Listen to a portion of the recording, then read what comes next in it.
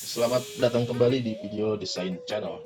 Untuk sesi kedua ini saya akan menjelaskan ruang lingkup software aplikasi CorelDRAW yang akan kita bahas mulai dari dasar, mulai dari awal menggunakan Corel.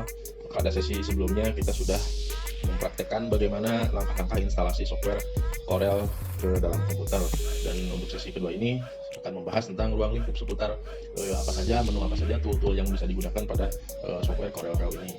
Oke, sebelum dilanjut jangan lupa klik dulu tombol subscribe-nya, lalu klik juga lonceng notifikasinya untuk mendapatkan informasi terbaru dari video desain channel. Oke, kita mulai. Saya buka saja Corelnya, dan seperti ini.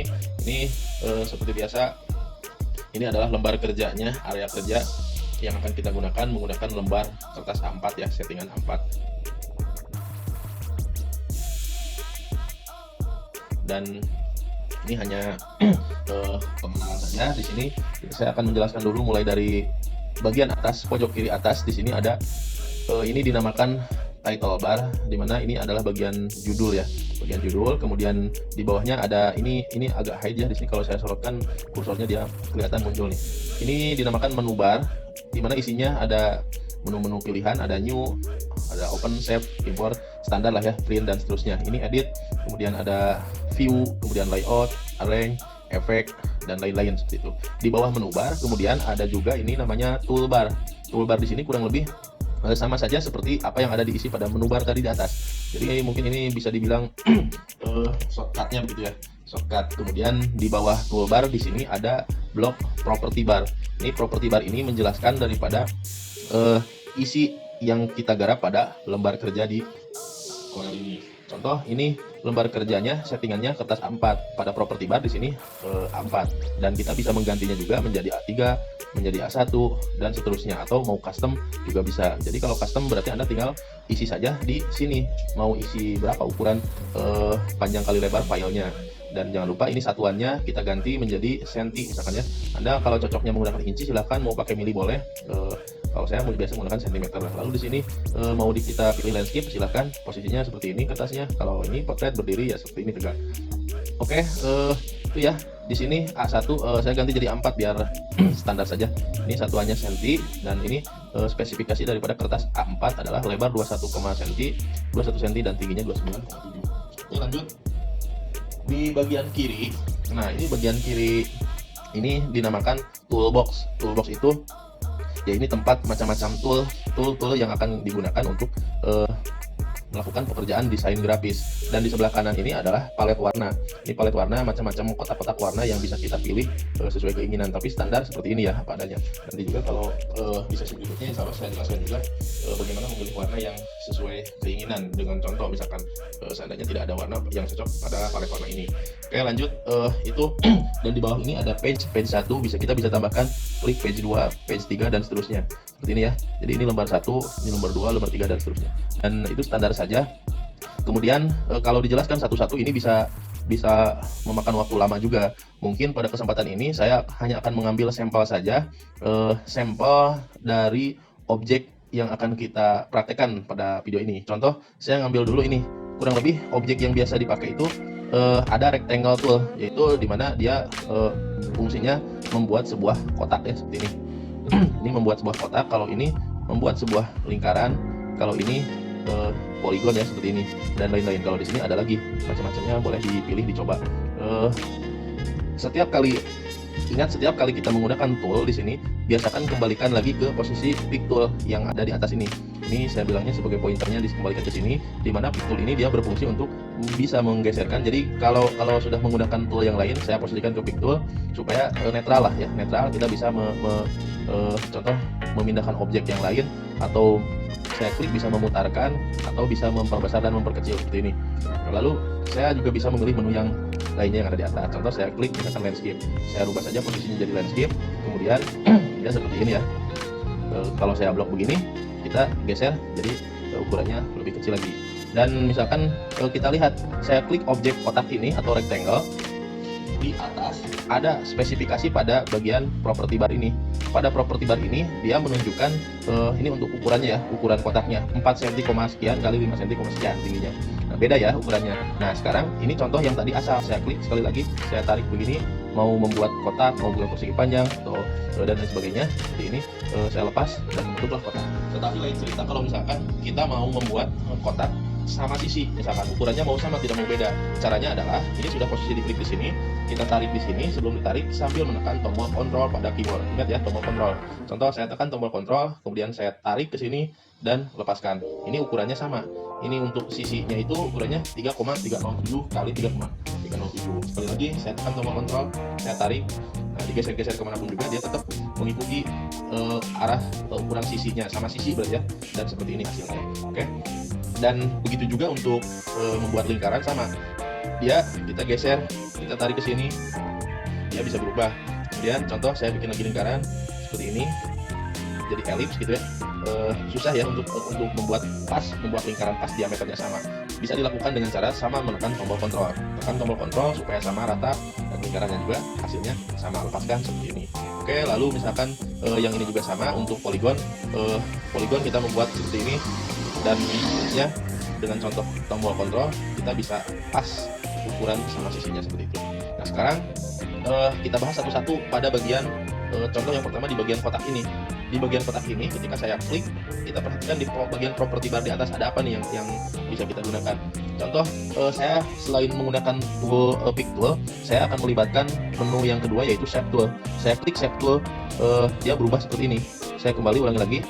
Ketika posisi kita ada di pick tool panah ini, saya klik objeknya, dia seperti ini.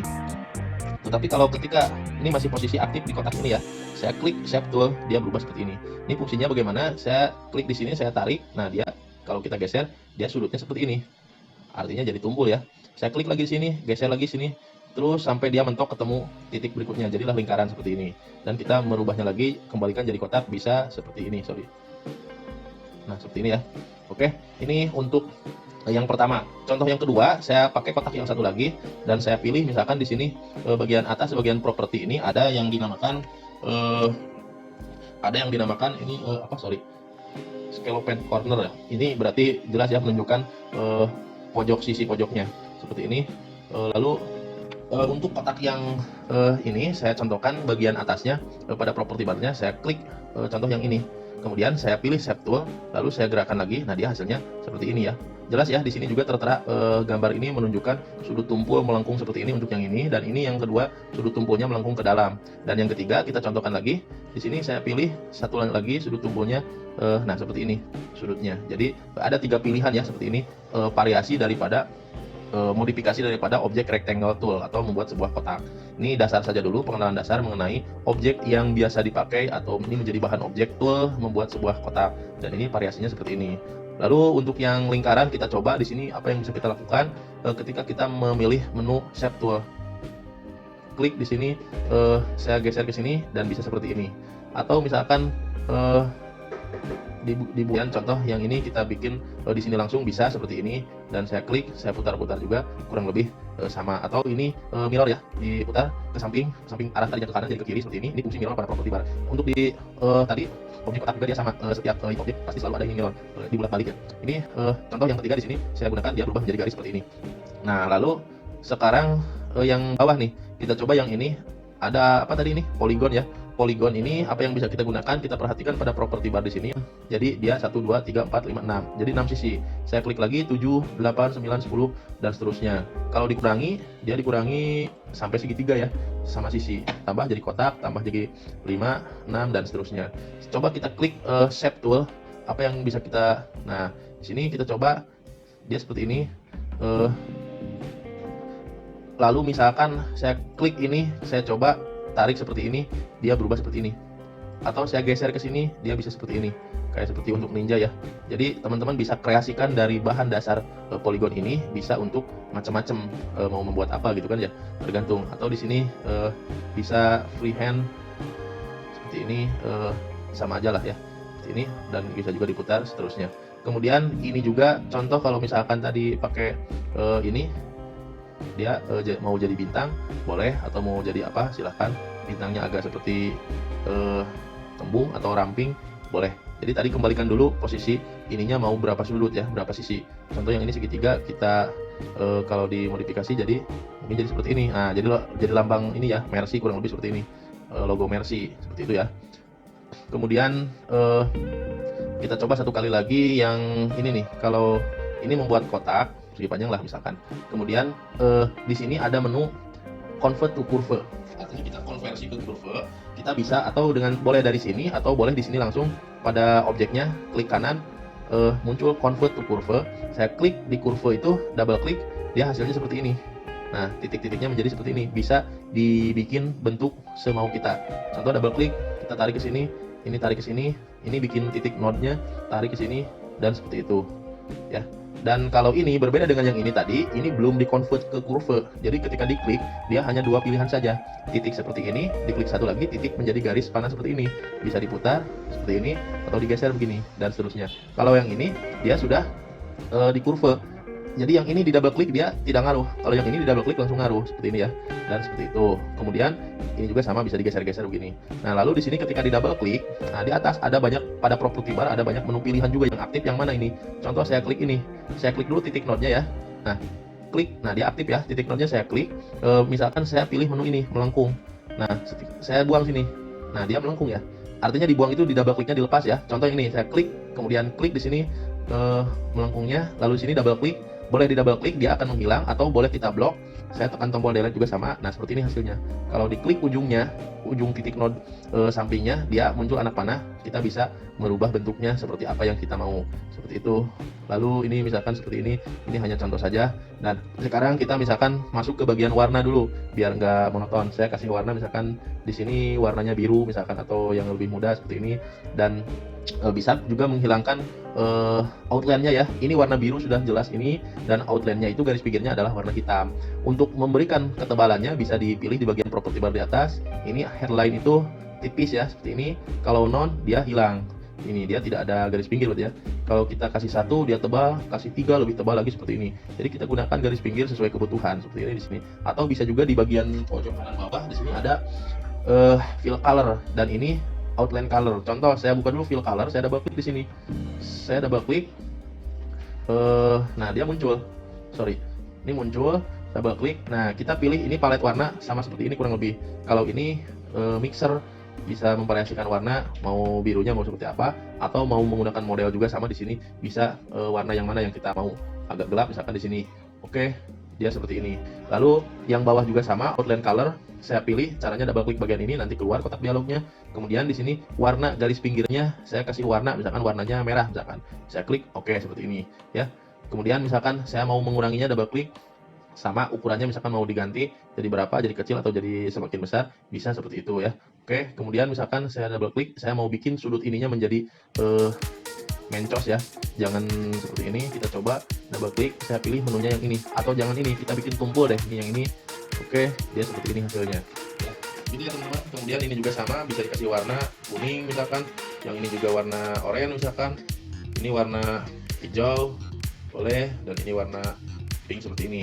Lalu misalkan yang ini, yang bawah nih. Nah, bagaimana dengan yang ini? Contoh yang ini, saya kasih warna biru.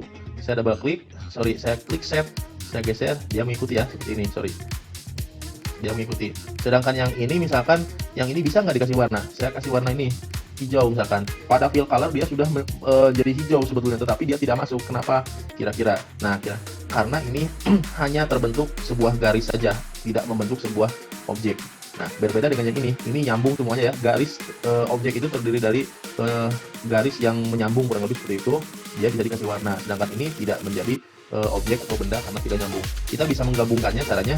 Contoh misalkan mau merubah garis ini, boleh klik kanan convert to curve dulu, kita double klik, kita tarik ke sini misalkan supaya nyambung dulu deh. Nyambung. Nah, jadilah warna hijau ya. Kita atur di sini boleh, di sini dan seterusnya seperti ini, atau kita buang ini, sorry. Habis coba.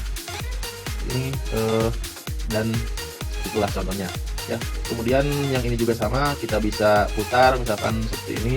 Putarnya mau manual seperti ini boleh, mau dibikin di sini juga langsung boleh. 170 itu sampai mana? Sampai sini misalkan. Contoh saya menjadi 180. Nah, ini pas ya, lurus. Nah, nanti Anda bisa memodifikasinya. Bagaimana kalau misalkan nah, contoh bikin seperti ini. Contoh kita bikin lambang Mercy, kita tambah lingkarannya di sini. Berarti saya ambil menu lingkaran di sini, ellipse, saya tekan tombol kontrol, saya bikin seperti ini misalkan.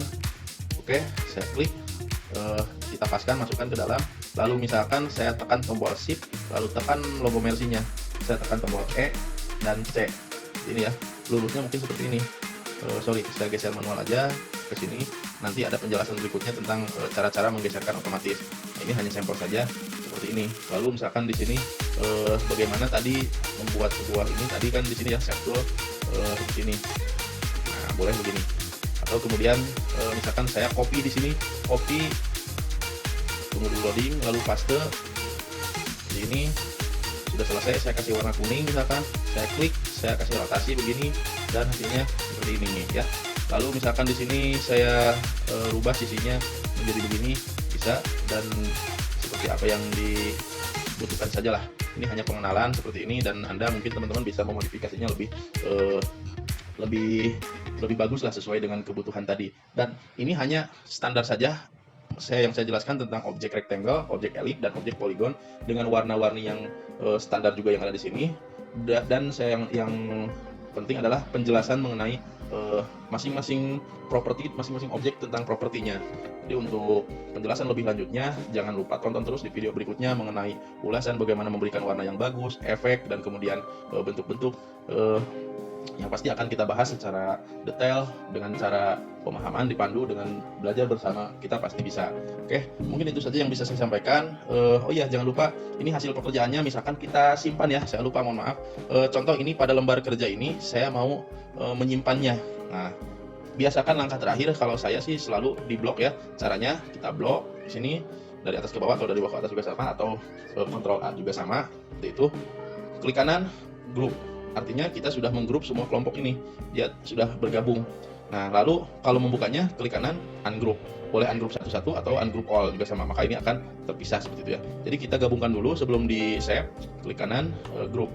Lalu langkah selanjutnya adalah kita pilih menu yang ada di atas, menu file, ada save atau save as, atau di sini ada menu save pada toolbar berarti ya. Klik langsung save juga bisa, atau di sini pilih save atau save as juga bisa. Saya klik save. Contoh untuk penyimpanannya, cara penyimpanannya berarti kita lihat seperti ini. Bentar, ini masih proses. Nah, dia muncul seperti ini. Kita pilih, tentukan lokasi penyimpanannya, mau di C, mau di E, ataupun di dokumen. Kalau saya misalkan pilih di desktop saja, biar kosong ya. Ini saya penyimpanannya di desktop layar, kemudian filenya belajar Corel, save tipenya CDR Corel, dan jangan lupa di bawahnya ada versi. Ini adalah versi 15 untuk Corel X5, dia versi 15.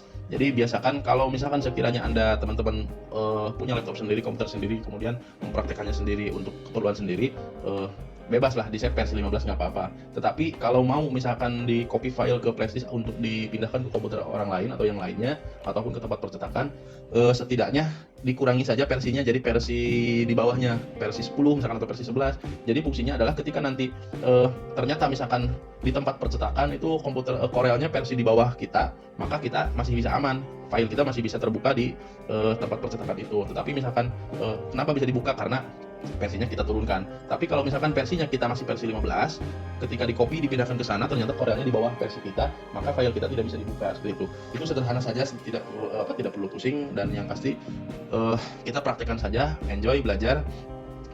Saya siap saja dengan versi 15. Nanti teman-teman bisa merasakan sendiri bedanya apa ketika sudah mempraktekkan ya. Saya klik save, lalu ini sudah tersimpan ya. Tersimpannya di mana? Di sini nih. Ini adalah file yang sudah di save barusan, saya simpan di sini, belajar corel.cdr ya. Ini extensionnya CDR, artinya file Corel. Jadi besok atau lusa misalkan file ini mau diedit, mau dibuka lagi, misalkan pekerjaan desain Anda yang tidak cukup PD sampai 2 hari, bisa seperti ini, di save, nanti buka lagi, edit lagi, di save lagi, dan seterusnya. Kemudian di desktop ini save tipenya ganti menjadi JPG. Ini JPG di sini juga ada, mana ya? Udah di atas aja nih yang sudah dipakai, JPG seperti ini ya. Oke, saya klik ekspor, maka nanti ini akan menjadi sebuah file gambar, yang berarti kalau sudah jadi file gambar tidak bisa diedit lagi, tidak bisa diotak-atik lagi ya. Oke. Nah, proses ya, kayaknya loading. Export to JPG. Nah, ini di sini standarnya mau pakai RGB, mau CMYK sudah saya jelaskan pada video sesi berikutnya. Saya pilih RGB saja ya, karena tidak untuk di print. Kalau untuk di print out kita pilihnya CMYK seperti itu ya. Jadi warnanya lebih jelas, kemungkinan apa yang ada di gambar dan dicetak nanti sama warnanya seperti itu. Dan Dan ini kualitasnya boleh diganti mau high, mau low, custom dan seterusnya. Saya kasih medium saja. Bebas Anda mau kualitas gambar bagus kasih high juga nggak apa-apa. Nanti berpengaruh juga di sini ada ukurannya, hasil ekspornya menjadi, contoh ini menjadi 194 KB. Saya klik OK dan kita cek hasilnya di layar desktop ya. Saya pilih, nah inilah hasilnya. Dari 3 tipe penyimpanan ini, yang pertama file aslinya Corel, yang kedua file PDF, dan yang ketiga file JPG. Jadi maka inilah yang sudah menjadi gambar yang diekspor dari Corel tadi. Jadi begitu teman-teman ya, gambar apa saja nanti bisa kita jadikan bahan, dan kemudian kebutuhannya untuk apa bisa dijadikan juga. Tentu saja kalau untuk kebutuhan di membuat konten ataupun edit untuk menjadi diposting ke internet jadi file, tentu saja harus file JPG atau file PNG seperti itu. Jadi cara seperti barusan bisa dilakukan dengan mengekspor file ya. Oke, mudah-mudahan ada manfaatnya. Sekian saya dari saja. Assalamualaikum warahmatullahi wabarakatuh. Jangan lupa tonton terus video berikutnya Desain Channel.